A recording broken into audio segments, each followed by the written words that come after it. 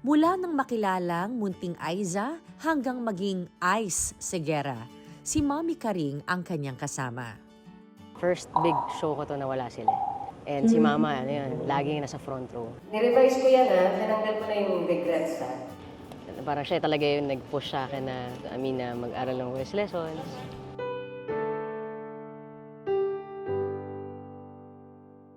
Sure kang kasama natin siya ngayon. Oh yeah. Knowing her, she wouldn't miss this for the world.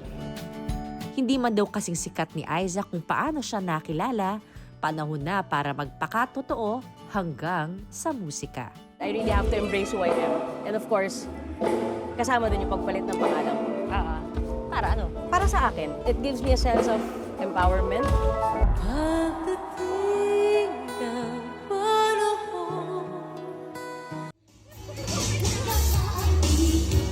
Be happy! Come with me, put your hands together, ta-da, let's be happy. You will see tomorrow's brighter, ta-da, let's be happy.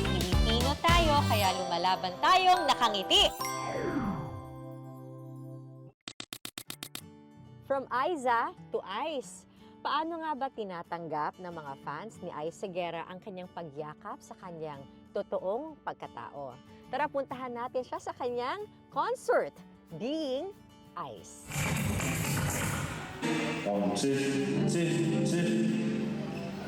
Ayan na. Naririnig ko na. Dahil ngayon nga, ang first night ng concert ni Ice, Being Ice, here at the New Performing Arts Theater at Resorts World.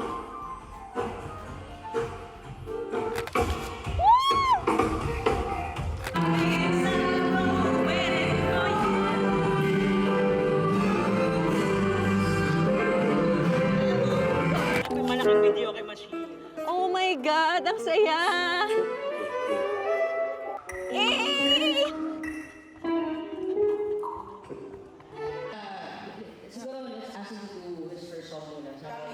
Director ka rin ito. Don't tell me director ka rin ito. Alam mo, kaya nga kanina pa ako dito 8 because I had to check everything. So everything that you see right now, kailangan namin i-check yan.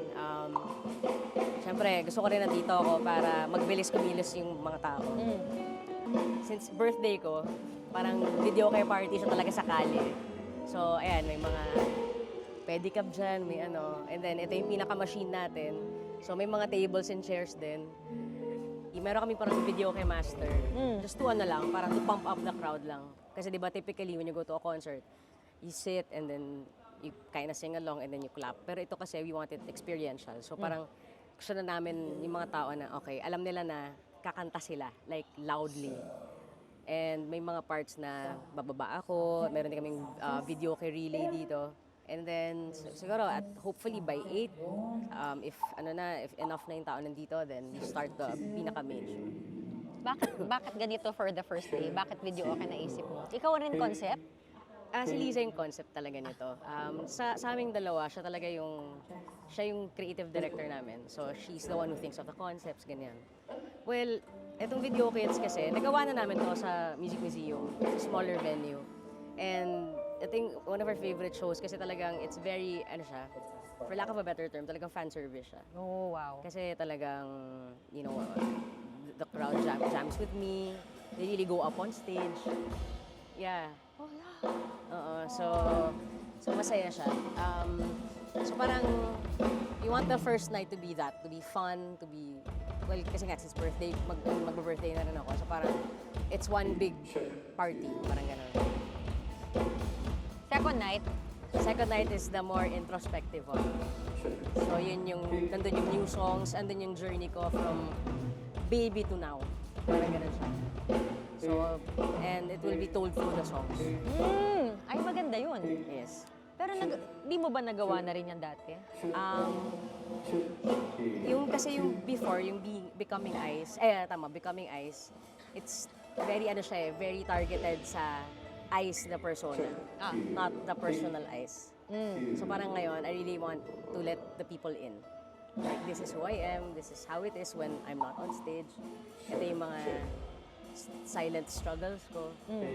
Teka lang, so dito sa mga kanta ng Being Ice, napakinggan ko na. Yay! Pinakinggan ko. Alin dun yung ginawa mong kanta? At alin yung gawa ni Being Ang gawa ni Liza yung natapos ang lahat. And ikaw pala yun. Yan. The rest, ako. And yung iba may collab ako sa music. Sabi mo, fan night ito. Paano tinatanggap ng audience mo, ng fans mo, yung Ice versus Aiza?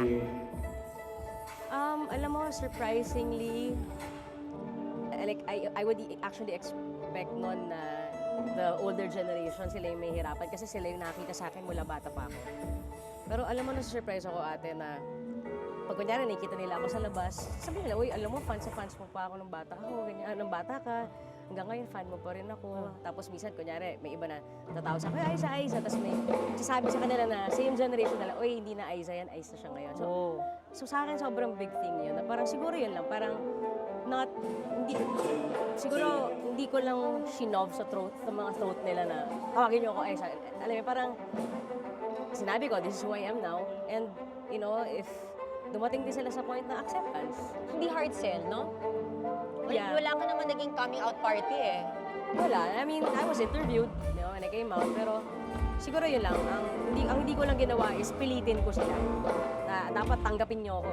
Kumbaga, I'm just presenting myself. If you accept me, thank you. If you don't, then I really can't do anything about it. But to those who are, you know, to those who have accepted me for who I am, despite all the changes, thank you. Sobrang grateful talaga.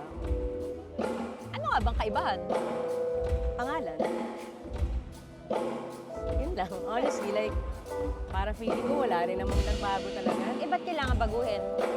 Siguro parang ano lang yan, parang, like, di ba marami sa atin ayaw tinatawag sa real names natin. Siguro ganun lang siya for me. Parang, si Aiza parang, Aiza was a big part of my past. Na I will always look back to my days as Aiza with so much love and appreciation. But parang moving forward, I really have to embrace who I am. And of course, kasama dun yung pagpalit ng pangalan ko. Para ano? Siguro para sa akin. Parang iba yung masasabi mo na, parang ganito lang yan. Kahit, di ba, maraming tao na matagal nag-aral ng medicine, pero iba yung pangkapangiramdam tinatawag silang doc. Oo. Yes. O kaya, nag-aral ng law, tinawag silang attorney.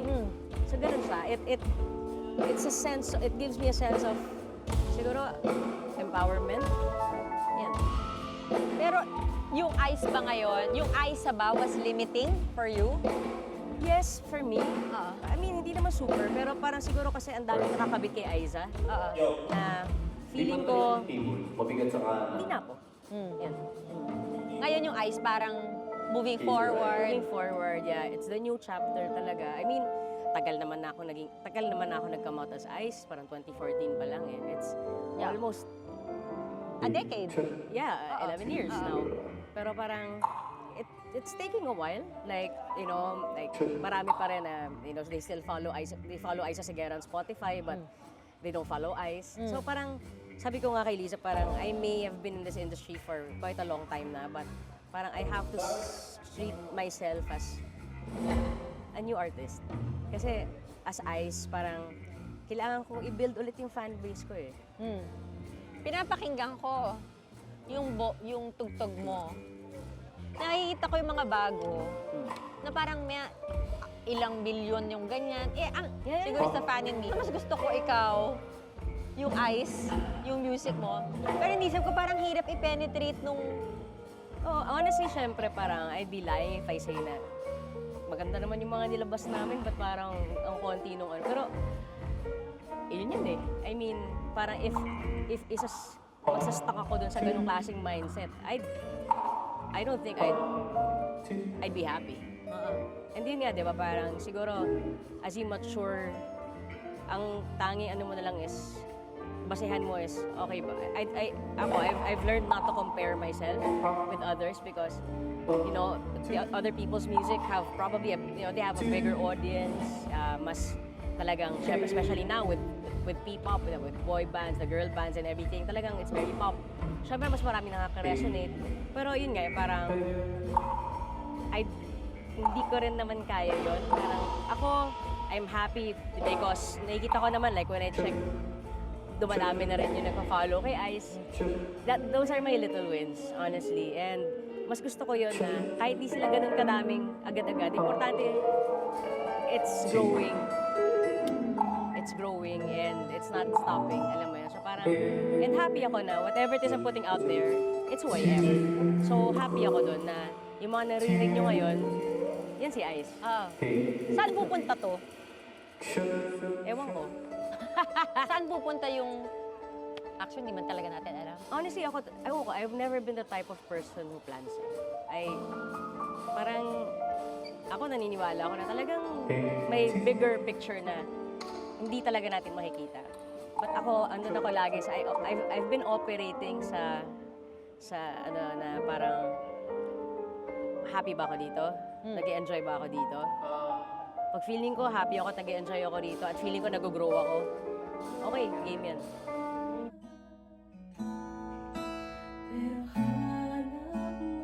Nabash si Moira nung nag-duet kayo. Do you know that? Yung may kanta siyang kinanta mo with her, na parang ang ganda-ganda ng pagkanta mo na parang sabi, Ice, ikaw na lang yung kumanta. May nagsabing gano'n. Happy ka ba? Para wag ka mabitin, please like and subscribe to our channel para makagawa pa tayo ng mga inspiring at nakakahaping mga content. And don't forget to click on that alert button. Now na! Maraming salamat! Be happy! Alam mo, sometimes people are just mean, no? Parang, and ako, I am a fan of Moira's style, Moira's voice, and especially her songwriting. So, yun lang, parang, siguro tayo rin, may mindset tayong mga Pilipino na, and I mean, while I appreciate the fans, parang, sana, bawat artist may kanya-kanyang binibigay yan eh. Diba? We can't compare one with the other. Mahirap yun. It's not good. Especially for the artists also. Na kino-compare kami sa bawat isa. Kasi yun nga eh, diba? What you're after is authenticity. So, I mean, what if, let's say, may ibang artist na since lagi sila nako-compare with the others, iibahin nila yung style nila just for the sake of being liked. Actually. We don't want that, right? So, ako yun. Parang yun lang yung, I mean, thank you sa mga nakakagusto ng style ko of singing. But let's not compare. Kasi ako bilib na bilib ako sa tao yun. Pwede mo ba ako turuan kumanta ng kagaya mo? Bakit ang ganda ng boses mo? Alam mo ate, hindi ko rin alam. Siguro mahilig, siguro hobby ko siya talaga eh. Kaya nga sabi ko, sobrang happy ako kasi parang naging trabaho ko yung hobby ko. Alam mo yun, it's something that I really enjoy. Like, you know, waking up early in the morning, preparing all of this. I don't mind. Kahit alam kong kailangan magpahinga kasi meron pa akong show mamaya. But I really enjoy singing. I really enjoy doing this. I love my band. I love what I'm doing. So, siguro nagkataon lang na malaking tulong sa akin. Nung bata pa lang ako, nag-lessons ako. Tapos at the same time, maaga akong na-expose sa musical theater. And it helps like yung musical theater kasi parang it just doesn't teach you how to sing but putting context into the songs. Kasi parang nakakainis. Nakala, feeling ko hindi makukuha ng voice lesson yung boses mo. Akala ko rin, no, I'm sure marami akong clip sa YouTube, maririnig mo yung boses ko nun. Pangit rin, hindi naman pangit boses mo noon. Parang boses pero siguro yun, hilig lang talaga. Kasi hobby siya eh. So parang, di ba, as with anything, if you keep on doing it, siguro, and doing it, consciously. Yeah. Hindi yung, so parang, so I think kailangan mo rin siya isipin na, okay, parang, you have to learn how to correct yourself, you have to learn how to listen to everything. Gary is here, the Gary Valenciano. Kasama siya dito sa concert na to. Gary V, Lani Misalucha, Moira is here. Ito yung sa Sweet. Sweet na Sweet. Ice and Lisa. Lian, Nanggugulo lang. nahataw na. Hey. So being Ice is actually being a director. Director sa sarili niyang concert. Diba? Ikaw na, huwag kang pagod. Birthday ni Aiza. Anong gusto mong sabihin sa kanya? Wow. Ice is another year, which means, wow, what a blessing, no? But those blessings kasi also come with challenges, di ba? But Ice, it's so good to see you so active in the area of music kasi that's the language of the soul. So I pray and I hope that you come up with more creative juices. Hindi lang para ma-entertain ng lahat, pero para makita nila na you are perhaps one of the most underrated artists from way back of Aiza of a young age up to Aiza of an older age. But I love you. You know, I'm so very proud of you. And thank you for making me part of this particular show. A happy birthday, Ice. Eto, kaya ako gusto walang ano, kasi tungkol sa mama mo to. Kumusta ka na ngayon? Still going through it. I mean, especially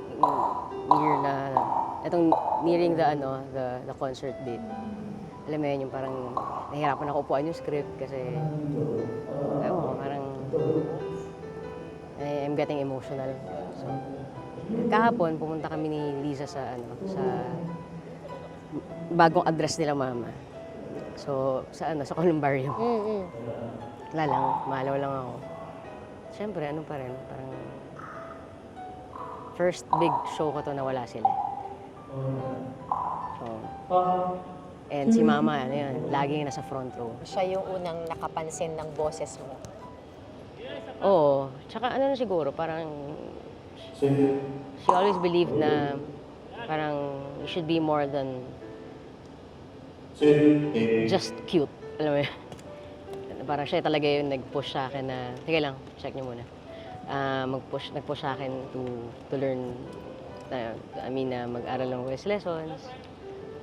Kahit nung una ayaw ko pa. Pero siya talaga yung nag-push. Talaga ayaw mo pa noon? Ayaw ko pa nun. Ano ako nun? 7 years old.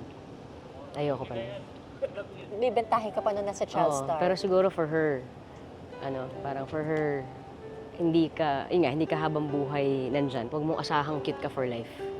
Kung gusto mong tumagal, then, make sure na meron ka pang ibubuga bukod sa pagiging cute at pag-arte. Hey, ayun, sorry. Pahingi akong konting vids, RC. Tsaka konting loop. Masyadong manipis. Manay, anong update kay Joyce? Meron na ba siya? Para masimulan na natin to. Okay, sige. Please call the band. Quick sound check. Hindi ko kaya yung ginagawa niya na yung utak niya nag-performer at hirap ng ginagawa ni Ice. Promise. Sige, patawag na yung boys. Quick sound check, please, for the band. Nirevise ko yan, ha? Tinanggal ko na yung regrets, ha? Complicated, no? Kaya hindi ko alam bakit mo pinipiling ma-perform ka tapos ikaw pa nagdidirect. Parang kaloka. Ang hirap. It's very stressful. But, ewan ko, parang I like the stress of it. Nagagalit ka ba? Oo, magagalit din. Paano ka magalit? I'm very stern na pag, parang, Hindi, kalma eh. kalma pa. O anyway, May oras pa na. papakawalan na kita soon. Anong gusto mong sabihin sa nanay mo? I'm sure. How do you think of death? Do you think na parang kasama mo pa siya? Paano ba yung pananaw mo sa afterlife? Well, generally, yung pananaw ko after death, it's like, they just left the room. Kumbaga, they changed form. But their spirits will always be there. Kasi, nakikita mo siya, like, may mga manifestations. Sometimes in dreams, sometimes in songs. Like, kahapon lang, nasa Columbarium kami. Tapos nung naglalakad ako, so far mom ko, nagpaparamdam sa akin through songs. Parang may isang, naglalakad ako pabalik na ng kotse, kasama ko si Liza. Hindi nga napansin ni Liza, ako nakarinig. May nagpe-play na music, isa sa mga karpentero doon. Tapos hindi ko alam yung kanta, pero yung mga tumatak na words sa akin doon, parang nandito lang ako parate, kasama ka. Sila kaya? So parang, yun yung mga tinatanong ko sa kanya, andiyan ka lang ba, ganyan. So parang it's always a reassuring, yeah, I'm just here. Sure kang kasama natin siya ngayon? Oh yeah. knowing her, she wouldn't miss this for the world. This is her favorite show. Yung video games. Talaga ba? Anong mensahe mo sa kanya? What would you want to tell your mama? I miss you. I miss seeing you, like physically. And ayun, siguro parang, I mean, I know you're here, but iba pa rin yung nakikita kita dyan. So, ayun lang, namimiss kita.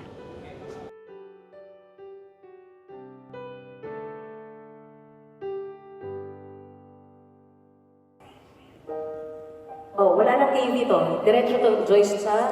Ice together. Natalie. Being Right. Ice. No KV, Doing ah. it his way. Be happy.